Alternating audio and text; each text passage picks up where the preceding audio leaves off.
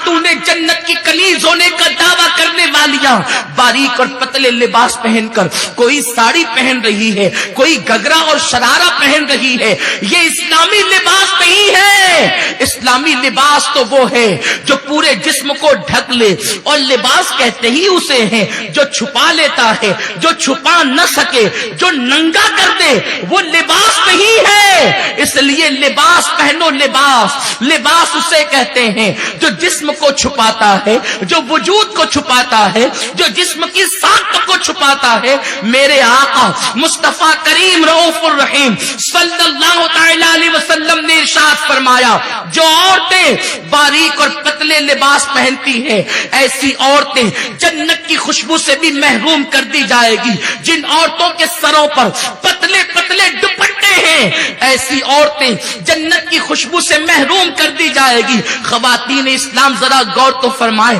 میرے آقا نے فرمایا, میں شب معراج جس وقت میں نے جہنم کا مشاہدہ کیا تو میں نے عورتوں کو جہنم کے اندر اوندے منہ لٹکے ہوئے دیکھا. میں نے پوچھا جبریل یہ کون عورتیں ہیں؟ جبریل امین نے عرض کیا یا رسول اللہ یہ آپ کی امت کی وہ عورتیں ہیں جو کپڑا پہننے کے بعد بھی ننگی رہتی تھی. صحابہ نے عرض کیا آقا اگر کوئی کپڑا پہنے گا تو وہ ننگا کیسے رہے گا؟ میرے سرکار نے فرمایا یعنی وہ اتنے پتلے اور باریک لباس پہنتی تھی کہ کپڑا پہننے کے بعد بھی ننگی رہتی تھی. گویا کہ پتلے اور باریک لباس یہ بھی زنا کا رستہ ہے. اس کے بعد میرے آقا نے فرمایا کوئی عورت ایسا زیور نہ پہنے جس کے اندر گھنگرو بندھا ہوا ہو, اس لیے کہ گھنگرو والا زیور اگر عورت پہن کر کے چلے گی تو گھنگرو کی آواز پیدا ہوگی, اور جب گھنگرو کی آواز پیدا ہوگی لوگ اس کی طرف متوجہ ہو سکتے ہیں. یہ بھی گویا کہ زنا کا راستہ ہے.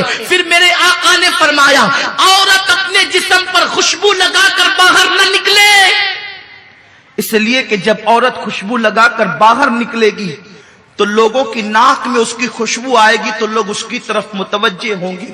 یہ بھی زنا کا رستہ ہے. ایک مرتبہ سیدنا فاروق اعظم کی ناک میں خوشبو پہنچی. آپ نے پلٹ کر دیکھا تو عورت قریب سے جا رہی تھی. آپ نے کوڑا اٹھایا اور اس عورت کو تان دیا. فرمایا ظالم تو خوشبو لگا کر نکلتی ہے, مردوں کو اپنی طرف متوجہ کرتی ہے, اس کے بعد اگر تجھے اس کیفیت میں دیکھا تو تجھے کوڑے لگائے جائیں گے.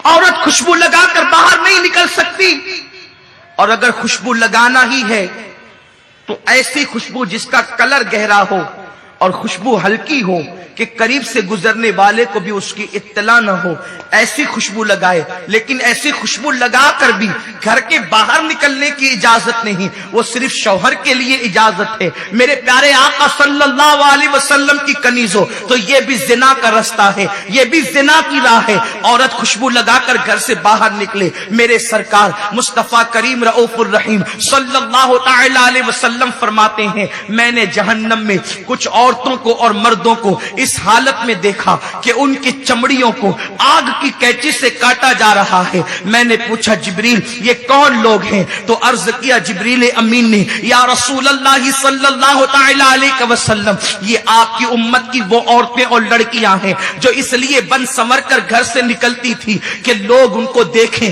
اور ان کے فتنے میں مبتلا ہو جائیں. آج کل کی بچیوں کا رہن سہن دیکھیں. کل تک تو عورتیں بہرحال پھر بھی باریک اور پتلے لباس پہنتی تھی لیکن نیچے تک پہنتی تھی, وہ بھی قابل مذمت تھا, اس کی بھی تعریف نہیں تھی, وہ بھی عذاب کی طرف لے جانے والا تھا. لیکن آج کیسا دور آ گیا, فاطمہ کی کنیز کہلانے والی بچیاں جینس پہن رہی ہے, ٹی شرٹ پہن رہی ہے, شارٹ شرٹ پہن رہی ہے. نہ باپ کو فکر ہے نہ ماں کو فکر ہے, اور بچیوں کو اسی طریقے سے آزاد چھوڑ دیا جاتا ہے. ان مولویوں کو کیا سمجھتا ہے, یہ تو 1450 سال پرانی باتیں کرتے ہیں. لیکن جب بچی اپنا سب کچھ لٹا کر کے گھر آتی ہے تب باپ 4 آنسوؤں سے روتا ہے. جب سب کچھ لٹ جاتا ہے تب باپ کی آنکھوں میں آنسو آتے ہیں. او باپ تجھے میرے رسول نے فرمایا جس کی بیٹی اڑیاں گھومے, جس کی بیٹی بے پردہ گھومے, में, वो बाप दय्यूस है, दय्यूस। अल्लाह उस बाप पर लानत करता है, न उसकी नमाजें कबूल करता है,